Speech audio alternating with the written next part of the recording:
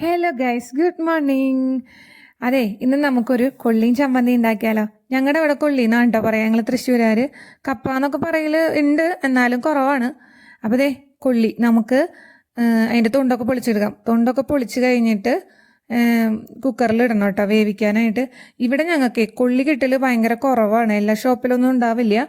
ചില സൂപ്പർ മാർക്കറ്റിൽ ഉണ്ടായാൽ ഉണ്ടാവും, അത്ര തന്നെ. അല്ലാണ്ട് എപ്പോഴും ഉണ്ടാവുമെന്നും പറയാൻ പറ്റില്ല. അപ്പോൾ കാണുമ്പോൾ നമ്മൾ വാങ്ങിക്കാറുണ്ട്.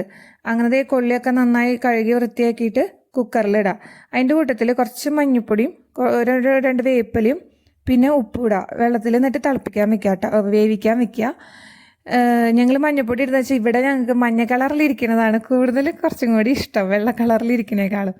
അപ്പോൾ പിന്നെ അതെ അങ്ങനെയായി വെന്ത് നല്ല ഇത്തിരി ഒട്ടച്ചെടുക്കുന്നതാണ് കുറച്ചും കൂടി ടേസ്റ്റ് ചിലവർക്ക്. പക്ഷേ മറ്റോണമാണ് കേട്ടോ, ഞങ്ങൾക്ക് പക്ഷേ ഇങ്ങനെ എടുക്കുന്നതാണ് ടേസ്റ്റ് കുറച്ചും കൂടി ഇഷ്ടം.